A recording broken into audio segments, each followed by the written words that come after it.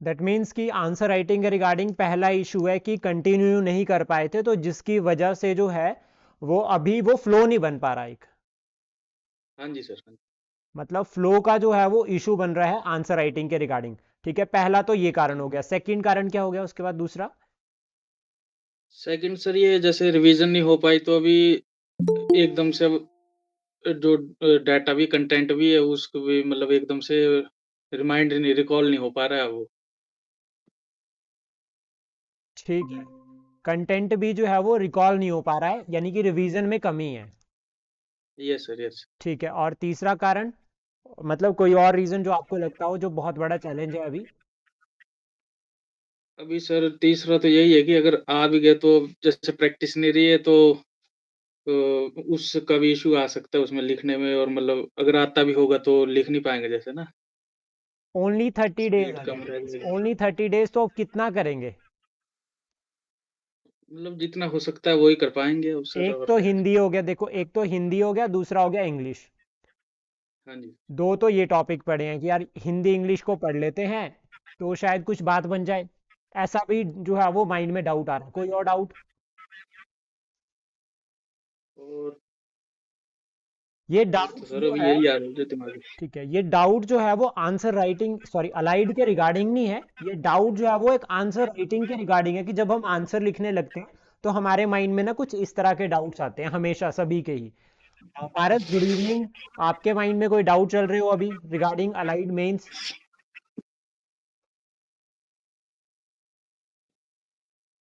पारस, मेरी आवाज क्लियर है आपको? हेलो। हाँ, मेरी आवाज क्लियर है मैं आपको? पता हाँ जी, हाँ जी। मैं पता है क्या बोल रहा था? हाँ जी। जैसे कई बारी इम्पोर्टेंट फैक्ट्स जो है ना वो माइंड से वॉश हो जाते हैं ऑटोमैटिकली। ओके। लिखते-लिखते ना जैसे भूल ही जाते हैं अचानक से कि ये क्या हाँ, हुआ? ये बहुत इंपॉर्टेंट है कि एक तो चलो ठीक है, अभी हमने क्या किया, सर की बात को मैं पूरा कंप्लीट करता हूँ।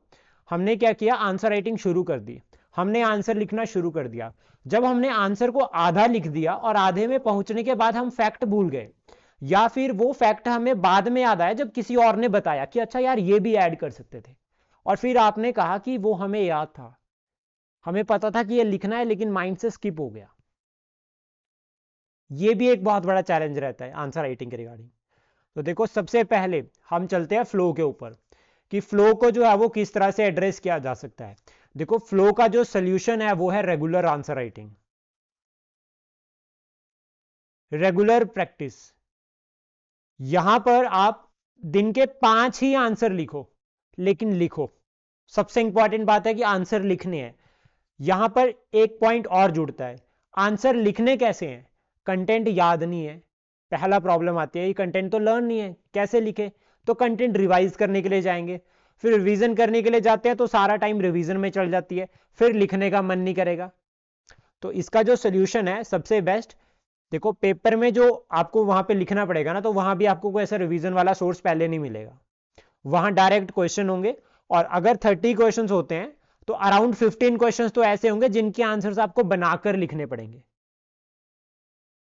ये सबके साथ ऐसा होता है, ज्यादा से ज्यादा डायरेक्ट क्वेश्चंस आपको 15 आते होंगे, ये किसी को भी 15 आते हैं, उससे ज्यादा नहीं आते किसी को नहीं। बाकी सभी आंसर्स के थोड़े थोड़े पार्ट्स पता होते हैं और फिर आंसर बनाकर लिखना पड़ता है, जिसको कहते हैं आंसर के लिए, आंसर राइटिंग के लिए आर्ट ऑफ राइटिंग। तो ये जो आर्ट ऑफ राइटिंग है, हमें ना ये डेवलप करना पड़ेगा, और इसको डेवलप करने के लिए हमें साथ में लिखना पड़ेगा, यानी कि रेगुलर आंसर राइटिंग करनी पड़ेगी।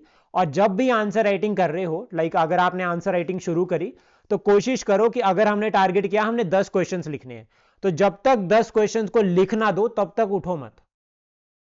10 क्वेश्चंस को लिखने के बाद ही अपने सोर्सेज को चेक करो। आप गलत लिखो चाहे सही लिखो, लेकिन लिखना रेगुलर है। अगर आप गलत लिख रहे हो अभी प्रैक्टिस में, तो उसको करेक्ट किया जा सकता है, और जो गलती करी उसको हम नेक्स्ट आंसर के लिए, नेक्स्ट जब हम टेस्ट लिखेंगे तो उसको उस टाइम माइंड में रखेंगे, तो उसको हम वैसे वहां पर एड्रेस कर सकते हैं। लेकिन सेकेंड पॉइंट यह है कि अगर हम क्या करते हैं, मान लीजिए हमने 2 आंसर लिख दिए और उसके बाद थर्ड आंसर को हम पढ़ने के लिए चले गए कि हम थर्ड आंसर पहले पढ़ लेते हैं फिर लिख लेंगे, फिर लिखेंगे, तो वो एक ना फ्लो टूट जाता है। जब वो फ्लो टूट गया तो उससे क्या होगा कि पेपर में तो हमें कहीं मौका नहीं मिलेगा, डेफिनेटली क्या होगा कि पेपर फिर आधा से ज्यादा छूट सकता है, क्योंकि फिर पेपर के बीच में भी लिखने का मन नहीं करेगा। तो इसलिए कोशिश करो 10 से लेकर 15 क्वेश्चंस जो है वो रोज लिखो, जितने दिन अभी बचे हैं उसमें। पहला टारगेट अपना ये फिक्स कर लो। आप हमारे साथ करना चाहते हो आंसर राइटिंग, हमारे साथ कर सकते हो। आप प्रीवियस ईयर क्वेश्चंस को करना चाहते हो, प्रीवियस ईयर क्वेश्चंस को कर सकते हो, या कहीं और से करना चाहते हो तो कर सकते हो। लेकिन कोशिश करो 10 से 15 दिन जो है वो आंसर राइटिंग, मतलब 10 से 15 क्वेश्चन हर रोज लिखो, क्योंकि जरूरी है। और फिर इन क्वेश्चंस को यहां पर डिवाइड करो। आपके पास 60 वर्ड्स के भी क्वेश्चन होने चाहिए, आपके पास 120 वर्ड्स के भी क्वेश्चन होने चाहिए। दोनों आंसर राइटिंग करो। प्लस उसके बाद हिंदी और इंग्लिश दो इंपॉर्टेंट है, तो यहां पर आप टारगेट कर सकते हो साथ में कि एक दिन हिंदी पढ़ो, एक दिन इंग्लिश पढ़ो, एक दिन ऐसे राइटिंग करो। हिंदी इंग्लिश ऐसे, हिंदी इंग्लिश ऐसे, इस तरह से जो है वो हम चल सकते हैं। लाइक पहले हमने हिंदी करा, फिर इंग्लिश, फिर ऐसे, ये तीनों को रेगुलर फॉलो करो एक दिन करके। और जिस दिन आपको ऐसे पढ़ना है, ऐसे का कंटेंट जो है वो ऐसे के रिगार्डिंग रिपोर्ट्स डाटा कलेक्ट करो, अब फिर उसको लर्न करो बार बार। तो ये रहा हमारा पहला जो है वो प्रॉब्लम जो हमारी है, उसको हम एड्रेस कर सकते हैं इस तरह से। देन उसके बाद दूसरा जो प्रॉब्लम रहती है दैट इज योर रिवीजन। अब अगर आप आंसर राइटिंग हर रोज मान लीजिए 90 मिनट्स आप आंसर राइटिंग कर रहे हो, तो उसके बाद आपके पास पूरे दिन में ज्यादा नहीं, अगर हम मानकर चलते हैं तो हमारे पास 8 घंटे और बचते हैं पढ़ने के लिए। उस 8 घंटे में हम रिवीजन कर सकते हैं। अब आपके पास ऑप्शंस है यहाँ पे, जो टॉपिक हम आंसर राइटिंग में कर रहे हैं आप उसी सब्जेक्ट को रिवाइज कर सकते हैं, पहला टारगेट। सेकंड ये कि आप अगर अपने सब्जेक्ट भी पढ़ रहे हो तो भी उनको 4-4 घंटे देकर जो है वो दो सब्जेक्ट को साथ में चलाओ। लाइक हिस्ट्री ज्योग्राफी को साथ, हिस्ट्री पॉलिटी को साथ में पढ़ो, ज्योग्राफी डिजास्टर मैनेजमेंट को साथ में रिवाइज करो। तो यहां से क्या होगा इस टाइम पे कि हम जो है वो नया भी साथ में पढ़ेंगे और पुराना भी साथ में रिवाइज करते चलेंगे। प्लस उसके बाद 1 घंटा, ये एक्स्ट्रा आपको टाइम बता रहा हूं इन 8 घंटे के बाद, 1 आवर जो है वो मेंस का कंटेंट कलेक्ट करने में इकट्ठा करो। जैसे फॉर एग्जांपल कोई रिपोर्ट हो गई, डाटा हो गया, स्कीम हो गई, ठीक है, रिपोर्ट डाटा, या गवर्नमेंट की स्कीम्स हो गई, या फिर गवर्नमेंट के इनिशिएटिव्स हो गए, इन सब को कलेक्ट करो। 1 घंटा इनके ऊपर काम करो, एक छोटी सी डायरी लगाओ और उसमें उनको लिखो, प्लस बार बार रिवाइज करो। जैसे आपने आंसर लिखने में लगे, जब आपने सोचा कि अब आंसर लिखने शुरू करने हैं, तो उससे 10 मिनट पहले उस जो डाटा रिपोर्ट आपने कलेक्ट की उसको पढ़ो। फिर उसके बाद जब आप आंसर लिखने लगोगे तो कोशिश करो जितना कंटेंट आपने पढ़ा है उसको आपको यूज करना है अपने आंसर में। जब आप उसको अपने आंसर में इंक्लूड करोगे, ठीक है, जब आप उसको अपने आंसर में ऐड करोगे, देन हमें, अगर हमने उसको ऐड कर दिया अपने आंसर में, तो समझो जो हमने मेहनत करी थी वो कामयाब हो गई। मेन फैक्ट है कि जो आपने पढ़ा उसको आप लिख पा रहे हो, उसको आप अपने आंसर में इंक्लूड कर रहे हो। जैसे फॉर एग्जांपल लाइक कि मणिपुर का रिसेंट वायलेंस अभी रिसेंट में हुआ, वहां पे एक टीचर थी, उसको उनको जो है वो मार दिया। अब आप इस जो पॉइंट है इसको किस तरह से अपने क्वेश्चन में इंक्लूड कर सकते हो। आप इसको सोशल चैलेंजेस में ऐड कर सकते हो। आप बता सकते हैं कि वुमेन सेफ्टी के रिगार्डिंग जो है वो ये की चैलेंज बन सकता है, आप इसको एज एग्जाम्पल ऐड कर सकते हैं। तो इस तरह से आपको कंटेंट ऐड करना है और आपको एग्जाम्पल्स को आंसर में लिखना है और अपने आंसर को प्रैक्टिकल बनाना है। जब आप इस तरह से करोगे और अपने आंसर्स को ऐड करोगे, तो देन जो कंटेंट है ना, जो ये प्रॉब्लम रहती है रिवीजन की, वो अपने आप सॉल्व होती रहेगी। प्लस साथ में कंटेंट ना नसों में घुसना शुरू हो जाएगा, फिर वो पेपर में ऑटोमेटिकली याद आएगा। जब आप आंसर लिखोगे तो वहां ऑटोमेटिकली याद आएगा। ट्रस्ट में इतना भी टाइम नहीं होता कि आप किसी आंसर को फ्रेम करने के लिए एक स्ट्रेटेजी बनाओ। पहले सीधा बस उस टाइम ये रहता है कि पेपर कंप्लीट करना है और जो क्वेश्चन दिखा उसका आंसर लिखना तुरंत शुरू। तो इसको हम एड्रेस कर सकते हैं। थर्ड जो यहां पर इंपॉर्टेंट है, जो सबसे बड़ा चैलेंज है, वो है प्रेशर। लाइक 90 डेज दिन दिन कम हो रहे हैं, प्रेशर इंक्रीज हो रहा है, और जैसे जैसे प्रेशर इंक्रीज होगा ना, वैसे वैसे आंसर राइटिंग करने का मन नहीं करेगा, वैसे वैसे पढ़ने का भी मन नहीं करेगा। ये सबसे बड़ी प्रॉब्लम है, सबसे बड़ा चैलेंज है। तो इससे बचने का सबसे बेस्ट तरीका यही है कि जितने टाइम अभी है ना, लाइक फॉर एग्जाम्पल कि अभी कम से कम 10 दिसंबर तक का तो टाइम है, अप्रोक्सीमेटली मान के चलते हैं, तो 10 दिसंबर का टाइम है, तो हम इसको 1 दिसंबर कर देते हैं। 1 दिसंबर तक का टाइम है अभी हमारे पास, और आज जो है वो, आज से लेकर 1 दिसंबर तक जो है वो 18 दिन होते हैं अप्रोक्सीमेट। 18 दिन और 18 ही जो है वो रात है, यानी कि हमारे पास 36 जो है वो टोटल टाइम है।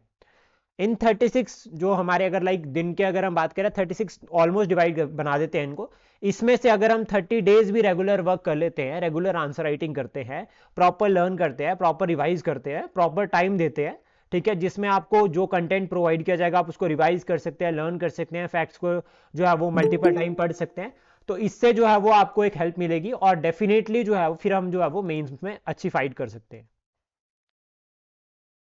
ठीक है, क्लियर, सबको समझ आया ये? Yes sir. देन उसके बाद जो आपका ये पारस चैलेंज था कि इंपॉर्टेंट फैक्ट लिखते लिखते भूल जाते हैं, जब उन कंटेंट नसों में घुस जाएगा, हम एक एग्जाम्पल को 4-5 आंसर्स में ऐड कर देंगे, तो देन फिर डेफिनेटली क्या है, काम आसान हो जाएगा। प्लस जो 18 दिन हमारे पास है, इन 18 दिन में हम क्या क्या काम कर सकते हैं अपनी आंसर राइटिंग पे। तो पहले तो इंट्रोडक्शन, ऑलमोस्ट सभी जनरल स्टडीज के सब्जेक्ट को पढ़ो और उसमें से कॉमन पॉइंट ढूंढो। जैसे कि हमारा इंडियन फ्रीडम स्ट्रगल है, अब इंडियन फ्रीडम स्ट्रगल को 3 फेजेस में डिवाइड किया गया है, मॉडरेट फेज, एक्सट्रीमिस्ट फेज और Gandhi phase. Gandhi, moderate, extremist, इन तीनों की एक एक इंट्रोडक्शन बना के रख लो। जैसे फॉर एग्जांपल अगर मॉडरेट के लिए आता है आपको लिखने के लिए, तो आपके पास मॉडरेट की इंट्रोडक्शन होनी चाहिए, एक्सट्रीमिस्ट का आता है तो एक्सट्रीमिस्ट वाली इंट्रोडक्शन, और गांधी का तो गांधीयन। देन उसके बाद एक फेज और यहां पर सीखो कि कंक्लूजन कैसे बनाना है। अगर हमें कंक्लूजन के ऊपर काम करना है तो कंक्लूजन के लिए हमें क्या करना है, जो भी हमारा फ्रीडम स्ट्रगल है उसकी जितनी भी मूवमेंट्स हुई, हमको उसको फाइनल ले जाना है फ्रीडम स्ट्रगल पे। फाइनल जो फ्रीडम है लाइक 1947 के साथ लिंक करना है कि कोई भी घटना हुई, उस घटना का प्रभाव जो है वो किस तरह से पड़ा कि डेफिनेटली जो है वो हम आजाद हो गए। कोई भी मूवमेंट हुई उसने कंट्रीब्यूट किया फ्रीडम स्ट्रगल पे। सिमिलर आप हिमाचल प्रदेश में भी इसी तरह से पढ़ सकते हैं, लाइक फार्मर रिवोल्ट हो गए या पझोता आंदोलन हो गया या प्रजामंडल मूवमेंट हो गया। तो अगर वो 19 सेंचुरी की है, अगर तो कोई भी मूवमेंट हिमाचल प्रदेश की जो 19 सेंचुरी से है, तो हम उसको बता सकते हैं कि इसने जो है वो डेमोक्रेटिक रिफॉर्म मूवमेंट जो है वो स्टेट में या रीजन में शुरू करी या कंट्रीब्यूट किया।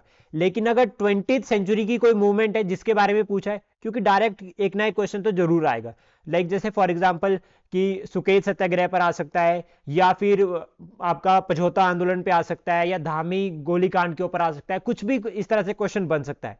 तो अगर वो 20th सेंचुरी का है तो उस केस में हम उसको लिंक कर सकते हैं फ्रीडम स्ट्रगल के साथ। ये कोर प्रिंसिपल्स है जिसको हम फॉलो कर सकते हैं, छोटी छोटी ट्रिक्स है। देन उसके बाद जो करंट बेस्ड क्वेश्चंस होते हैं, देखो हमेशा ये डाउट रहता है कि कैसे कंटेंट को याद करें, स्पेशली करंट अफेयर, क्योंकि मेंस के करंट अफेयर जनरली न्यूज़पेपर होता है और न्यूज़पेपर को सारा का सारा न्यूज़पेपर याद रखना पॉसिबल नहीं है, पूरे साल भर का न्यूज़पेपर याद रखना पॉसिबल नहीं है। लेकिन अगर हमने रेगुलर पढ़ा है न्यूज़पेपर, तो हम एक जो है वो न्यूज़पेपर से हेल्प जो है वो हमें मिल सकती है, दैट इज डाटा। पहला पॉइंट कि हमें एक अच्छा डाटा मिल सकता है, और मेरी ये कोशिश है कि मैं आपको जो है मेंस का भी जो है वो कंटेंट प्रोवाइड करूं ताकि आपको डाटा के रिगार्डिंग कोई प्रॉब्लम ना हो। पहला पॉइंट। सेकंड, मैं आपको ये बता देता हूं यहां पे कि जो रिपोर्ट्स है, मान लीजिए आपको ये कहा है कि डेमोग्राफिक जो डिविडेंड है, ठीक है, इसके ऊपर क्वेश्चन आ गया। अब अप्रोक्सीमेटली आपके पास जो है वो आपको कंटेंट या डाटा चाहिए, और आपने कोई पढ़ी थी लेकिन आपको एग्जैक्ट याद नहीं है, तो आप अप्रोक्सीमेट लिख सकते हैं। तो सबसे पहले आप बता सकते हैं कि डेमोग्राफिक डिविडेंड की फेज जो है वो कितने से होती है, 15 साल से लेकर 59 ईयर तक होती है, ठीक है, आप इसको बता सकते हैं। भारत की कितनी पॉपुलेशन है, अप्रोक्सीमेटली 64% पॉपुलेशन है अभी प्रेजेंट टाइम पे इस फेज में। देन उसके बाद जब आपको ये डाटा पता है, अब सोच, अब ये आपने खुद क्रिएट किया, ये आपको पता है, लेकिन अब हमें इसको रेफरेंस देना है, तो हम यहां पर यूएनडीपी को रेफरेंस कर सकते हैं कि यूनाइटेड नेशन डेवलपमेंट प्रोग्राम के अकॉर्डिंग, या फिर यहां पर जो है वो हम डाल सकते हैं नेशनल जो आपका फैमिली हेल्थ सर्वे होता है उसको हम यहां पर ऐड कर सकते हैं, या फिर कोई इंस्टीट्यूट है, लाइक अगर हम बात करें डेमोग्राफी की बात हो रही है तो कहीं ना कहीं ये इकोनॉमी से लिंक करता है क्योंकि वर्किंग एज पॉपुलेशन, तो इसके रिगार्डिंग हम जो है वो नीति आयोग को भी यहां पर ऐड कर सकते हैं, या किसी भी जो है वो आपके ऐसे इंस्टीट्यूट को ऐड कर सकते हैं जो कि एक तरह से इकोनॉमिक एक्टिविटी से लिंक कर रहा है। तो इससे क्या क्लियर होता है, इससे हमें ये आंसर राइटिंग के रिगार्डिंग हमें जो हेल्प मिल सकती है वो ये कि अगर हम कोई रेफरेंस में ऐड कर रहे हैं तो एग्जामिनर को भी ये लगेगा कि इसने पढ़ा है भाई, इसको ये डाटा ये फैक्ट क्लियर है, तो डेफिनेटली आपको नंबर जो है वो पॉजिटिव मिलेंगे। इस तरह से जब हम डाटा क्रिएट कर सकते हैं और रिपोर्ट्स का रेफरेंस यूज कर सकते हैं। देन उसके बाद सेकंड पॉइंट ये कि आपकी डेफिनेशन। बहुत सारे क्वेश्चन जो है अगर वो 4 नंबर में आएगा तो जनरली बात है कि डेफिनेशन पूछी जा सकती है। जैसे फॉर एग्जांपल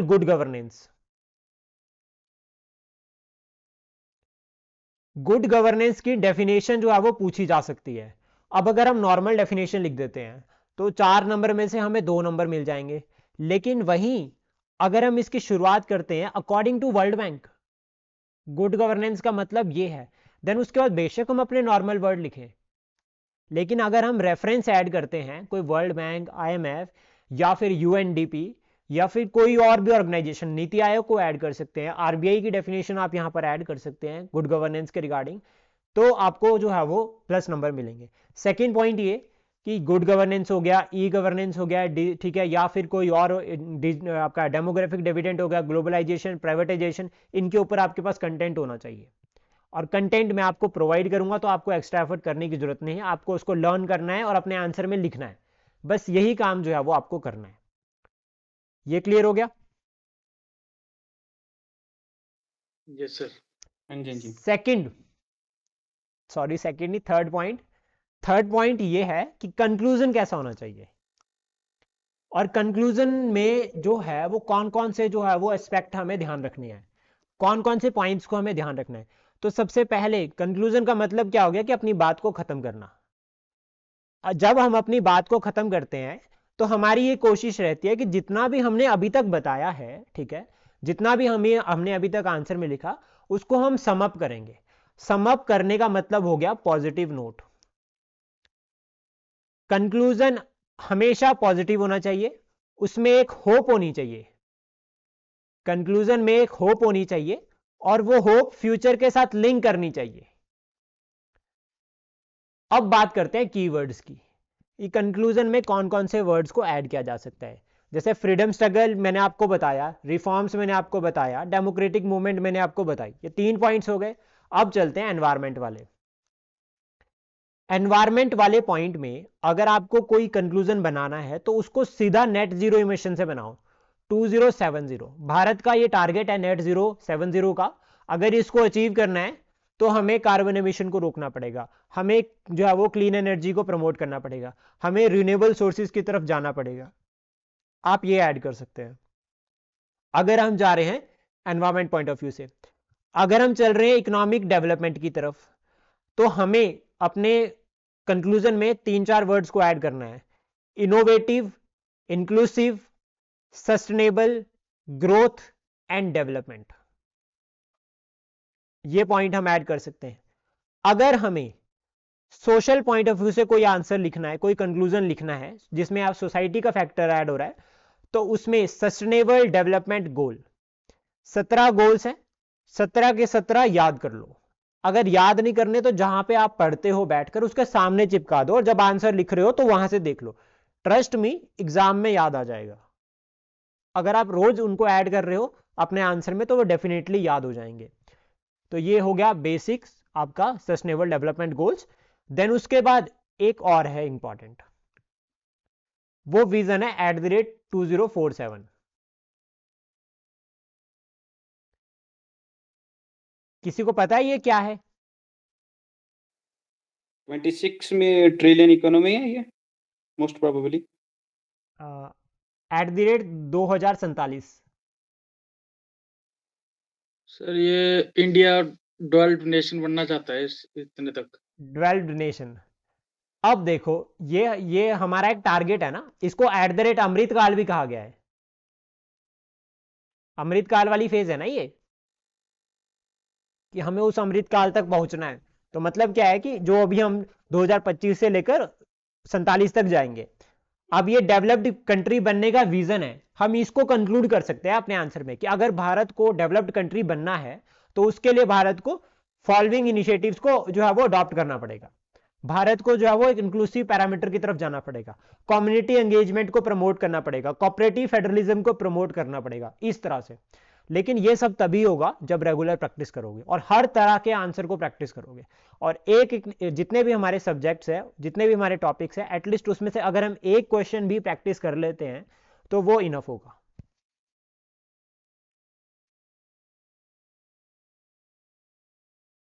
ये क्लियर हुआ? Yes sir. यहां तक नहीं समझ आया कुछ?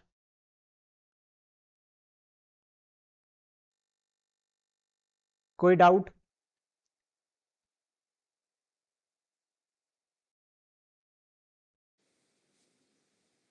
हम कुछ इस तरह से जो है वो कोई भी आंसर स्ट्रक्चर कर सकते हैं, और ट्रस्ट मी, अगर आर्ट ऑफ राइटिंग डेवलप हो गया तो जो 10 क्वेश्चन बिल्कुल भी नहीं आते होंगे ना, उनके आंसर भी लिख दोगे। देन उसके बाद एक बेस है, एक बहुत important factor, that is your multi dimensional approach.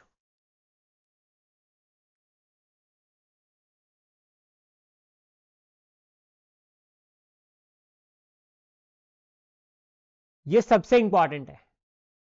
मान लीजिए हमें कोई ऐसा क्वेश्चन पूछा है जिसमें डायरेक्टली ये कहा गया कि लाइक फॉर एग्जांपल कि रोल ऑफ वुमेन इन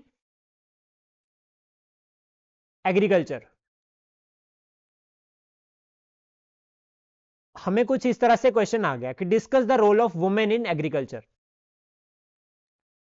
अब हमें बोला है डिस्कस करने के लिए, तो सबसे पहले हम क्या कर सकते हैं, इस आंसर की शुरुआत के लिए हम एक जो है वो इंट्रोडक्शन बना सकते हैं। हम एक इंट्रोडक्शन बना रहे हैं और उस इंट्रोडक्शन में हम जो है वो डाटा ऐड कर सकते हैं। अब ये सवाल यहां पर आता है कि डाटा कहां से ऐड करना है।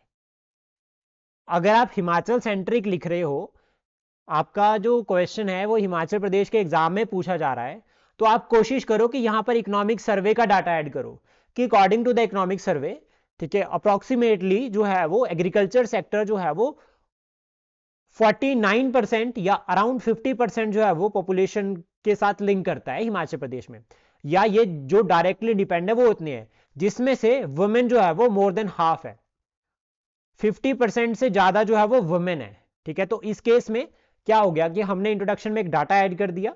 देन उसके बाद अगर हम कह रहे हैं, इसको जस्टिफाई कर रहे हैं एक तरह से कि 50% से ज्यादा वुमेन है एग्रीकल्चर में, तो दैट मीन्स उनका रोल बहुत इंपॉर्टेंट है। फिर आप रोल बताओ, डिफरेंट एस्पेक्ट आप रोल के बता सकते हैं एग्रीकल्चर में, ठीक है, कि एग्रीकल्चर में रोल क्या क्या है वुमेन का। देन उसके बाद अब डिस्कस करने के लिए पूछा है, तो देन आप यहां पर चैलेंजेस भी बता सकते हो कि क्या क्या चैलेंजेस है। अब मैटर ये करता है कि पूछा तो सिर्फ रोल था, चैलेंजेस नहीं, तो आप चैलेंजेस इस तरह से जो है वो डायग्राम बनाकर लिख सकते हैं। 4-5 आप चैलेंजेस बता दो कि दीज आर चैलेंजेस। देन उसके बाद एक कनेक्टिंग लाइन बनानी है कि to address these challenges government जो है वो, गवर्नमेंट ने ये इनिशिएटिव्स फॉलो किए। फॉर एग्जांपल एक गवर्नमेंट ने जो है वो आपका जो है वो पीएम उज्ज्वला योजना को शुरू किया, सोलर सिस्टम, ठीक है, जन धन योजना को शुरू किया, पीए जो गवर्नमेंट जो है वो किसान क्रेडिट कार्ड प्रोवाइड कर रही है, ठीक है, ड्रोन दीदी कंसेप्ट आता है, वुमेन फार्मर आता है, ये सभी इनिशिएटिव सरकार ने शुरू किए।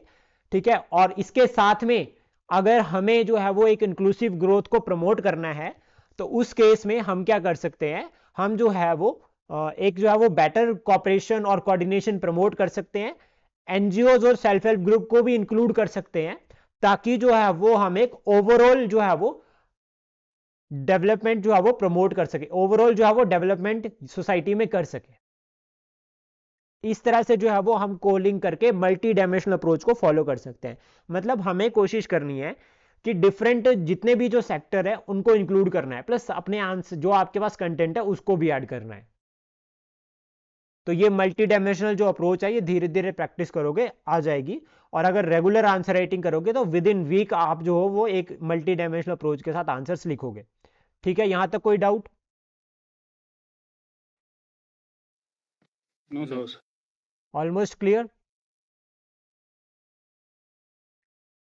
बाकी हिंदी और इंग्लिश, हिंदी और इंग्लिश में एक तो गद्यांश पद्यांश, ठीक है, लेटर राइटिंग, प्रेसीज हो गया आपका, कॉम्प्रहेंशन हो गया, ठीक है, ग्रामर पोर्शन अगर आप देखो ग्रामर पोर्शन बहुत ज़्यादा है, उतना टाइम भी नहीं है करने का, तो आप मुहावरे वगैरह पढ़ सकते हैं, प्रवची शब्द पढ़ सकते हैं, शुद्ध अशुद्ध पढ़ सकते हैं, ठीक है, बेसिक उनको पढ़ो।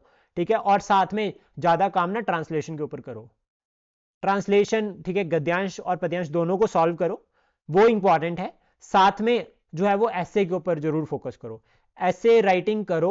ऐसे आपको हमारे एंड से भी प्रोवाइड किए जाएंगे, 50 ऐसे है जो आपको प्रोवाइड किए जाएंगे। और इवन ये जो अगर हम बात करें जैसे जो मेंस आंसर राइटिंग अभी कर रहे हैं, ठीक है, अलाइड को छोड़कर, वो भी हिंदी और इंग्लिश को साथ में पढ़ सकते हैं। स्पेशली कॉम्प्रिहेंशन जो है वो कर सकते हैं, और ट्रांसलेशन जरूर करें, ताकि मेंस की जो प्रिपरेशन है उसमें जो आपके कंपलसरी के एग्जाम्स हैं वो हमारे अभी से ही प्रिपेयर हो। क्लियर सभी को? यस।